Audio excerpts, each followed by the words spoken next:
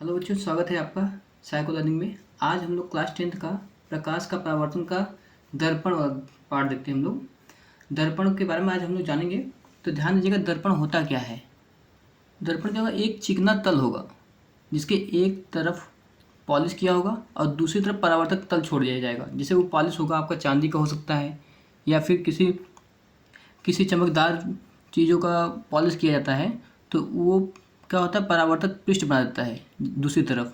उसी को हम लोग दर्पण कहते हैं। अब जैसे एग्जांपल तौर पर हम समझना चाहें, जैसे यहाँ पे हम लोग देख सकते हैं कि यहाँ पे जैसे आपका एक मान लीजिए एक कांच का प्लेट है। ऐसे ये कांच का प्लेट है। अब इसकी तरफ क्या करेंगे, हम लोग चांदी की कलई करते हैं। ठीक बच्चों, अब ये चांदी की कलाई के ऊपर हम लोग लेड ऑक्साइड लगा देंगे, आयरन लेड ऑक्साइड। ठीक, उसको छोड़िए। यहाँ पे चांदी की कलई करेंगे। क्या करेंगे, चांदी की कलई। और दूसरी तरफ जैसे प्रकाश किरण आती है तो इस परावर्तक पृष्ठ से टकराने के पश्चात ये क्या होगा, परावर्तित हो जाएगी। तो याद रखिएगा, ये कांच का प्लेट होना चाहिए। कैसा, कांच का। और ये चाहे तो कांच का जैसे घुमावदार हो, हमें कोई फर्क नहीं पड़ता। बस उसकी तरफ चाहे इस तरफ चाहे उस तरफ आपको चांदी की कलई करनी होगी। जब चांदी की कलई करेंगे तो ये ऑटोमेटिक आपका परावर्तक पृष्ठ बन जाएगा, परावर्तक पृष्ठ हो जाएगा। अब ध्यान दीजिए कि इसमें करना क्या है आपको। कोई भी चिकना तल होना चाहिए आपके पास, एक पृष्ठ जिसके एक तरफ आपको क्या करना होगा, मतलब आपको एक तरफ पॉलिश करना होगा और दूसरा ऑटोमेटिक आपका परावर्तक पृष्ठ हो जाएगा। जैसे अभी हम लोग लिखना चाहेंगे, जैसे कोई चिकना,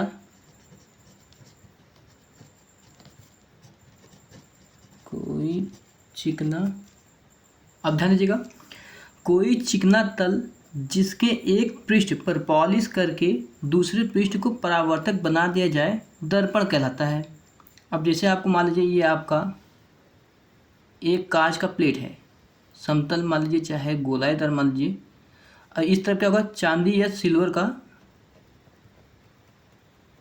देखिए ये आपका चांदी की कलई हो गया, चांदी या सिल्वर, सिल्वर तो वही होता है, एल्यूमिनियम कर दीजिए, चांदी को ही सिल्वर कहते हैं, एल्यूमिनियम। अब क्या करेंगे, इसके एक एक परत पर क्या करेंगे, हम लोग चांदी या एल्यूमिनियम की कोटिंग कर देंगे, जिसको बोलते हैं कलई और पॉलिश भी कहते हैं। अब ये आपका एक तरफ आपने पॉलिश चढ़ा दिया और दूसरा तरफ क्या होगा, परावर्तक हो जाएगा। लेकिन उससे पहले क्या करते हैं हम लोग, जो आपके घर में दर्पण होता है, चांदी की कलई तो होती है या एल्यूमिनियम की कलई होती है, उसमें क्या करते हैं, यहाँ पे पीछे उसके ऊपर रेड ऑक्साइड का पेंट होता है, आयरन ऑक्साइड लिख देते हैं, रेड ऑक्साइड थोड़ी, आयरन ऑक्साइड। अब ध्यान दीजिएगा, ये आपका कांच का प्लेट है, कांच का प्लेट। अब इसके एक तरफ क्या करते हैं, चांदी या एल्यूमिनियम का कलई करते हैं, फिर उसके ऊपर आयरन ऑक्साइड का पेंट कर देते हैं हम लोग, पेंट। अब ध्यान दीजिएगा, दूसरा परावर्तक क्या हो जाता है, दूसरा पृष्ठ क्या हो जाता है, परावर्तक पृष्ठ होता है, परावर्तक बन जाता है पृष्ठ। अब इस पर कोई भी प्रकाश किरण जैसे ही स्ट्राइक करेगी वो तुरंत रिफ्लेक्ट हो जाएगी।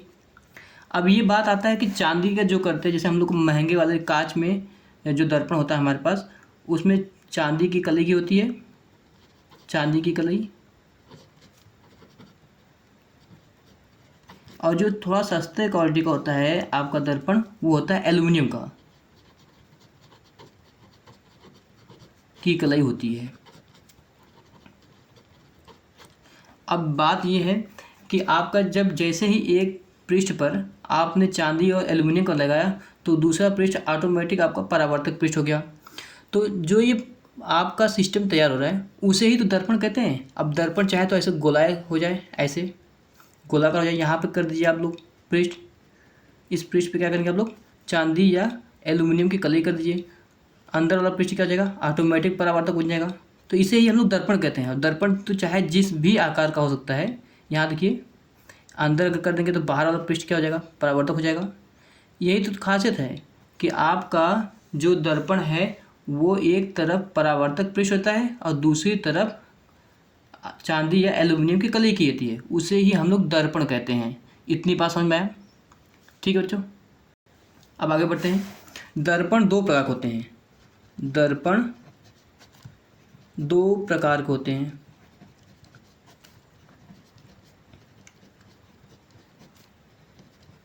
अब ये कौन कौन सा होता है? पहला ध्यान दीजिएगा, समतल दर्पण।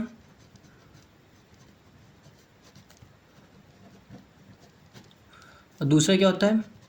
गोलीय दर्पण।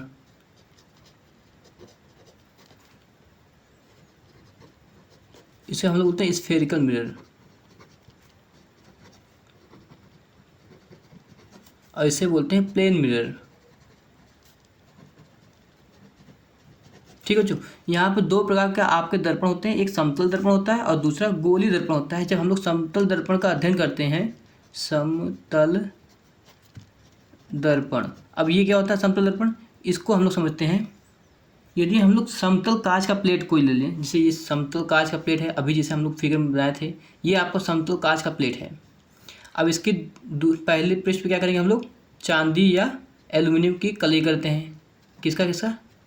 चांदी या एल्यूमिनियम। अब आपको बताया था ना, चांदी महंगे वाले शीशे में होता है दर्पण में, और एल्यूमिनियम क्या होता है? थोड़ा सस्ते वाले क्वालिटी वाले दर्पण में होता है। अब इसका दूसरा पृष्ठ क्या रहता है? ऑटोमेटिक आपका परावर्तक पृष्ठ बन जाता है। तो इसे ही हम लोग समतल दर्पण कहते हैं। समतल दर्पण तभी होगा जब यह आपका कांच का प्लेट समतल होगा। ये होगा समतल कांच का पृष्ठ।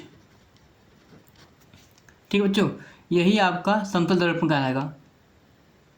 अब ध्यान दीजिएगा, यदि समतल कांच की प्लेट के एक ओर चांदी की पॉलिश की जाए तो वह समतल दर्पण कहलाता है। याद रखिएगा, चांदी या एल्यूमिनियम की पॉलिश करनी हो चाहिए, और उस चांदी और या एल्यूमिनियम की जो पॉलिश होगी उस पर आप लोग सीधे सीधे आयरन ऑक्साइड का जो पेंट होता है उसको लगाते हैं, ताकि ये जो चांदी या एल्यूमिनियम का कोटिंग किया होता है या पॉलिश होता है वो झड़ न जाए। देखिए, अब इस पर अगर हम लोग चांदी या सिल्वर का कोटिंग करते हैं, पॉलिश करते हैं, तो ये समय के साथ झड़ने लगता है। आप लोगों ने अपने घर में देखा होगा।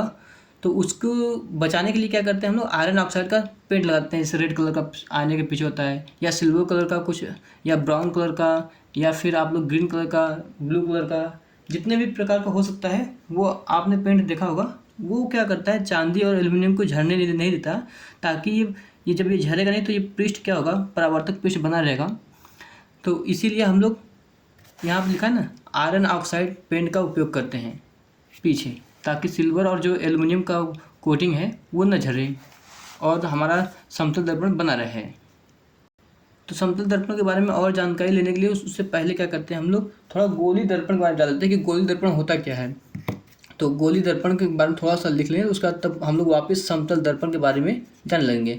गोली दर्पण, जिसे हम लोग बोलते हैं इंग्लिश में स्फेरिकल मिरर। ठीक है बच्चों, यदि कांच का, जैसे हम लोग का कोई कांच का कोई खोखला गोला हो, पारदर्शी कांच का होना चाहिए। जैसे पारदर्शी कांच का, जैसे मान लीजिए आपके पास कोई गेंद है, रबड़ का गेंद होता है, ये आपका गेंद है। अब इसको अगर काट के हम लोग निकालेंगे तो ये कटोरी नुमा हो जाएगा। ये वाला पार्ट, यह जो पार्ट है आपका कटोरी जैसा हो जाएगा। तो उस कटोरी का पार्ट में ध्यान दीजिएगा, मान लीजिए वो कांच का ही गोला था, पारदर्शी कांच का गोला। अब उसको आपने काट दिया। अब क्या करेंगे? कटे हुए भाग को ऐसे लेंगे यहाँ पे, तो चाहे अंदर ले लीजिए चाहे बाहर, किसी एक पृष्ठ पर कलई कर दीजिए। ये हो गया, मैंने चांदी का कलई कर दिया, महंगा वाला कर दिया आपको, ताकि देखने में अच्छा लगे। ये चांदी की कलई हो गया। अब क्या करूँगा? ये जो ऑटोमेटिक आपका परावर्तक पृष्ठ बन गया, यही तो आपका दर्पण कहलाता है, गोली दर्पण। अब चाहे तो गोली दर्पण ऐसे हो जाए, ये हो गया अंदर की तरफ कलई। तो इसका जो बाहर का उभरा हुआ पृष्ठ है वो क्या हो जाएगा? परावर्तक पृष्ठ। क्या हो जाएगा बच्चों? परावर्तक। बस इसे ही हम लोग क्या कहते हैं? गोली दर्पण कहते हैं। अगर इसकी परिभाषा देखना हो तो ध्यान दीजिएगा। ध्यान दीजिए बच्चों, यदि कांच के खोखले गोले को काट कर उसके एक पृष्ठ पर चांदी की कलई कर दे तो यह गोली दर्पण बन जाता है। अभी हमने समझाया था, वही है कि गोला ले लीजिए, उसको काटिए, कटोरी में मन लगेगा, एक तरफ क्या होगा, दबा हुआ भाग रहेगा और एक तरफ उभरा हुआ पृष्ठ होगा। जैसे ये था आपका उभरा हुआ पृष्ठ, ये है, और ये आपका दबा हुआ पृष्ठ है। तो किसी भी एक पृष्ठ पर आप कलाई कर दीजिए, दूसरा परावर्तक पृष्ठ ऑटोमेटिक बन जाएगा। तो इसमें कोई शक नहीं होगा, आपको गोली दर्पण तो बन गया। ठीक है, अब हम लोग समतल दर्पण के बारे में कुछ और भी जानकारी ले लेते हैं, ताकि और भी हमें जो एग्ज़ाम से रिलेटेड क्वेश्चन होगा वो सब हम लोग कर सकें। तो हम लोग बात करते हैं समतल दर्पण द्वारा बने प्रतिबिंब की प्रकृति से। समतल दर्पण द्वारा बने प्रतिबिंब की प्रकृति। अब इसको देखते हैं हम लोग। तो याद रखिएगा, समतल दर्पण से जो बनेगा जो प्रतिबिंब बनता है उसको थोड़ा सा आप लोग क्या कीजिए, समझने का प्रयत्न कीजिए। देखिए, मान लीजिए अब मैंने आपका एक समतल दर्पण बना दिया, ध्यान दीजिए बच्चों। अब इसके एक पृष्ठ पर मैंने क्या किया, कलई कर दिया, ये आपका कलई हो गया। ठीक है बच्चों, और दूसरा पृष्ठ ऑटोमेटिक आपका क्या बन जाता है, परावर्तक पृष्ठ बन जाता है। ठीक है, मान लीजिए यहाँ पे एक बल्ब आपका जल रहा है, एक बल्ब है। अब इसका प्रतिबिंब हमें बनाना है। ठीक, तो हम लोगों ने क्या किया था, किसी भी, मान लीजिए एक तरफ से ये वस्तु है और किसी भी वस्तु का प्रतिबिंब बनाने के लिए कम से कम 2 प्रकाश किरणों की आवश्यकता होती है। चलिए ठीक है, पहला प्रकाश किरण मैं यहाँ पे ऐसे डालता हूँ, और देखिए ये प्रकाश किरण गया ऐसे, दर्पण से सीधा टकराया लंबवत, इस पृष्ठ को देखिए 90 डिग्री यहाँ बनेगा, 90 डिग्री यहाँ बनेगा। बस मेरा कहने का मतलब है, जो यहाँ से एक प्रकाश किरण हमने लिया वो सीधा लंबवत पड़ता है, और आपको पता है कि ये प्रकाश किरण जो भी लंबवत पड़ेगा वो सीधा वापस टकरा के इसी दिशा में वापस लौटेगा। तो ये मान लीजिए यहाँ पे प्रकाश किरण लौट के आया। ठीक है, अब इसको हम यहाँ से देखेंगे, आँख अगर हमारी जो प्रकाश किरण वहाँ से टकरा के आया है, ये हमें कहाँ दिखाई देगा, इसके अंदर, दर्पण के अंदर ही बल्ब दिखाई देगा। आपको पता होना चाहिए कि जो बल्ब आपका है वो आपको दर्पण के अंदर दिखाई देगा, जो भी प्रकाश किरण टकरा के आती है। तो आपका बल्ब यहाँ पर गया। अब ये नहीं पता कि कहाँ पर दिखाई देगा, बस बल्ब इसके दर्पण के अंदर से प्रकाश किरणें आती हुई प्रतीत होती है।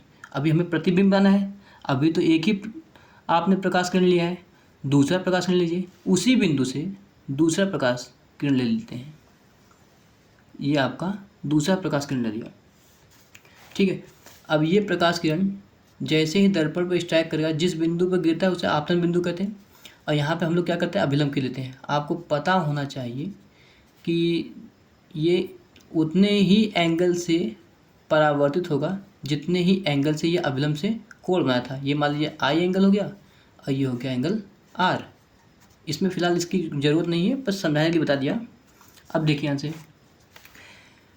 ये आया दूसरा प्रकाश किरण, टकराने के पश्चात इस दिशा में निकल गया। अब आप इस परावर्तित किरण को यहाँ से जब देखेंगे तो आपको बल्ब यहाँ बगल में नहीं दिखाई देगा।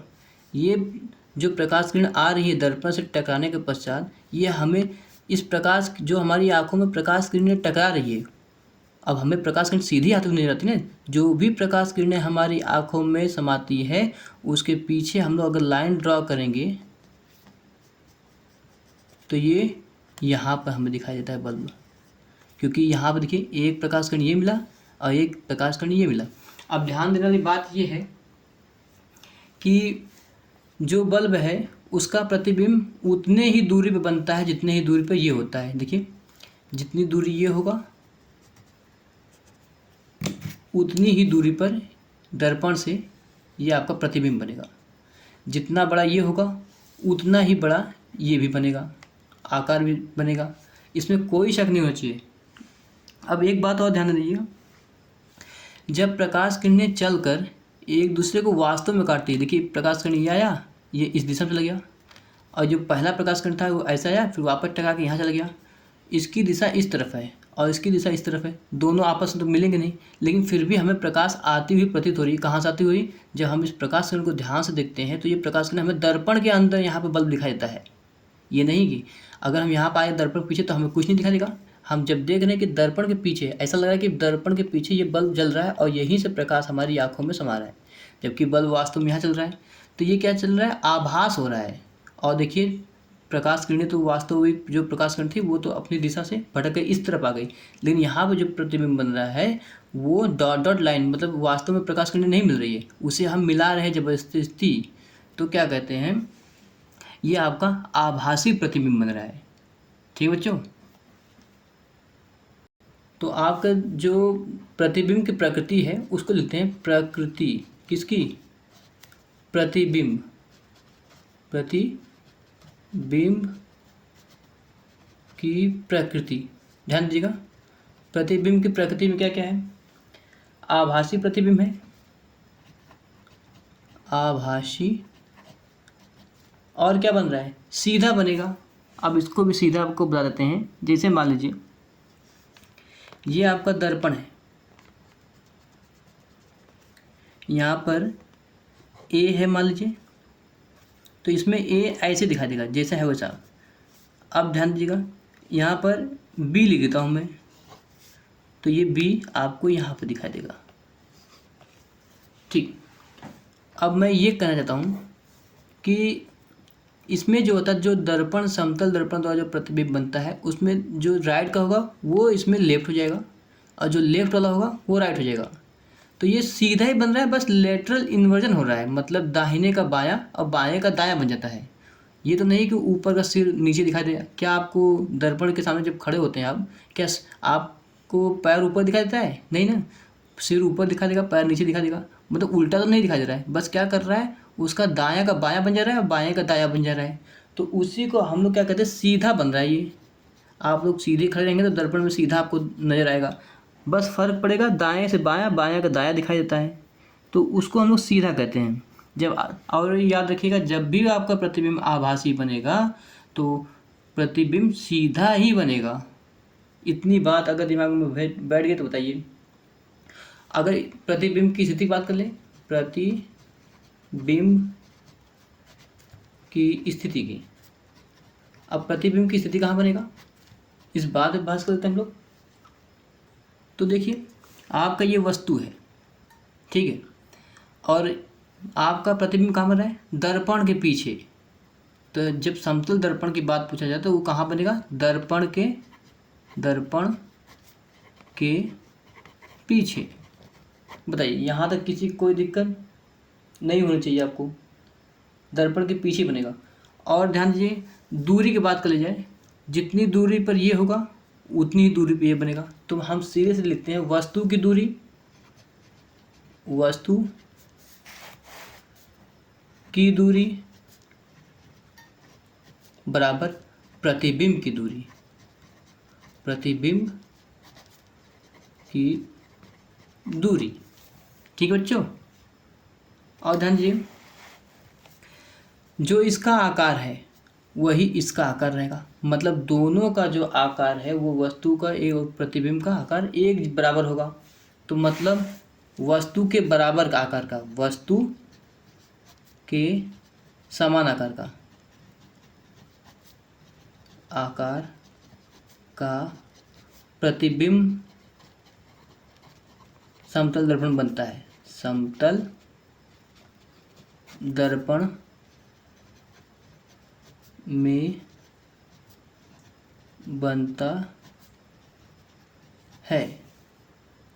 और याद रखिएगा जो आपका ये आभासी बन रहा है उसे हम एक तरफ से जो भी जितने भी आपके आभासी प्रतिबिंब बनते हैं, जितने भी आपके आभासी प्रतिबिंब बनते हैं वो सब सारे के सारे काल्पनिक कहलाते हैं। देखिए तो काल्पनिक होते हैं, प्रतिबिंब होते हैं,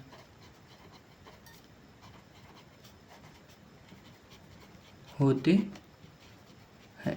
यहाँ तक किसी को दिक्कत नहीं होनी चाहिए, बहुत आसान था। तो अब इसके बाद हम लोग क्या करते हैं, गोली दर्पण के बारे में पढ़ेंगे। तो अभी तो फिलहाल ज़्यादा टाइम हो गया है, छोटे छोटे वीडियो को देख रहे सब लोग देखना पसंद करते हैं। अगर आपको बड़े वीडियो चाहिए तो आप लोग कमेंट में ज़रूर बता सकते हैं, अन्यथा इतने बड़े बड़े वीडियो मैं तो बना के डाल सकता हूँ, पर मुझे नहीं लगता कि कोई ज़्यादा इंटरेस्ट दिखा रहा है। तो लाइक और सब्सक्राइब करते रहिए, तभी आपको अच्छे अच्छे वीडियो बना के भेजता रहूँगा। तो वीडियो को पूरा देखा कीजिए, थोड़ा हेल्प हो जाएगा। और इससे आपको सीखने को मिलेगा। आप लोग जिस भी क्लास के हो, जो भी सब्जेक्ट है, आप लोग बस कमेंट करिए, हम उसको कर देंगे। अभी तो फ़िलहाल केमिस्ट्री का सेकंड चैप्टर के बाद एक लड़के ने किया है, जो भी उसने उसने पहली बार अपना फरमाइश रखा है, तो मैं उसको ज़रूर वीडियो बनाऊँगा और इतना अच्छा बनाऊँगा कि उसको समझ में आ जाएगा और यूट्यूब पे वो ऐसा कंटेंट मिलेगा भी नहीं। मैं पूरी कोशिश करूँगा केमिस्ट्री का बेस्ट देने के लिए। और केमिस्ट्री मेरा स्ट्रांग भी है, ऐसी बात नहीं है कि केमिस्ट्री मुझे नहीं आती, बहुत स्ट्रांग है। तो उसको भी देख लेते हैं। तो आपको कौन सी वीडियो चाहिए, आप अपना खुद से कमेंट कीजिए और हमें थोड़ा खुशी हुई कि हाँ, आप लोग हमसे जुड़े हुए हैं। जुड़े रहिए और इस चैनल को सब्सक्राइब कर लीजिए और इसको आगे बढ़ाइए। ठीक है बच्चों, गुड नाइट।